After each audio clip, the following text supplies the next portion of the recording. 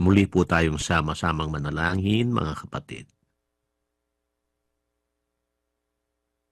Ama naming Diyos na makapangyarihan sa lahat, sa pangalan po ng aming Panginoong Hesukristo, muli po Ama, isang bayan kami na nag-aalay mula sa busal ng aming pagkatao, walang hanggang pasasalamat sa laging pagpaparamdam mo sa amin. Meron kaming Amang nasa langit na lumilingap, nagbibigay ng mga katwirang nagsisilbing lakas ng aming mga puso at ng aming mga pananampalataya. Salamat po, Panginoon, sa isang kapalarang nasumpungan po naming mga magkakapatid. Ang mapabilang po kami sa iyong bayan na minamahal ng iyong puso. Masaganang biyaya ng mga katwirang nagbibigay ginhawa ng aming mga kaluluwa.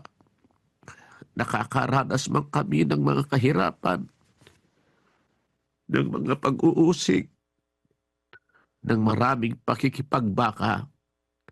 Naririyang ka, Ama, sinasapatan mo po upang meron kaming maitagal sa gitna ng madilim na sanlibutang aming kinabubuhayan.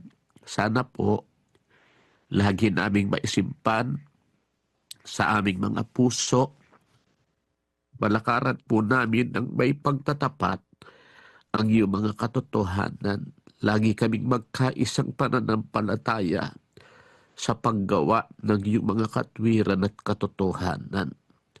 Patuloy mo po sana kaming lingapin, patnubayan sa buhay na ito, Ama. Huwag mo po kaming iiwanan kahit isang sandali. Kaawaan mo po kami. Kailangan ka namin sa bawat sandali ng aming mga buhay upang matagpos po namin, matapos namin ang aming mga takbuhin. Lagi ka po sanang maglaan ng awang patawarin kami, Ama, sa aming maraming mga pagkulang. Bindisyonan mo po kaming lahat na mga magkakapatid.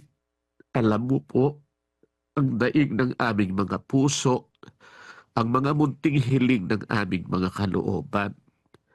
Tinanggap na po namin. Maraming salamat po sa iyo sa pangalan ng aming Panginoong Hesukristo.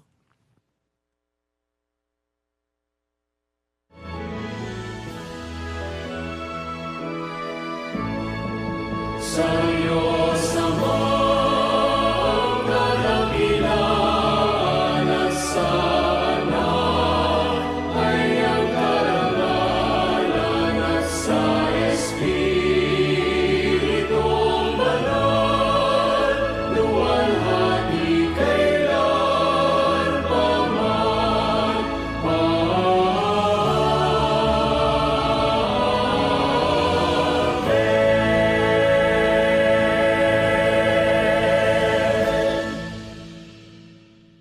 At ngayon, mga kapatid, tanggapin natin ang pag-ibig at basbas ng Diyos Amang sumasa mga langit, ang biyaya at pagpapagaling ng ating Panginoong Hesukristo at ang pakikipisan ng Kanyang banal na Espiritu mamalagi nawa sa ating mga puso at sa ating mga anak, magpakailan-kailan paman.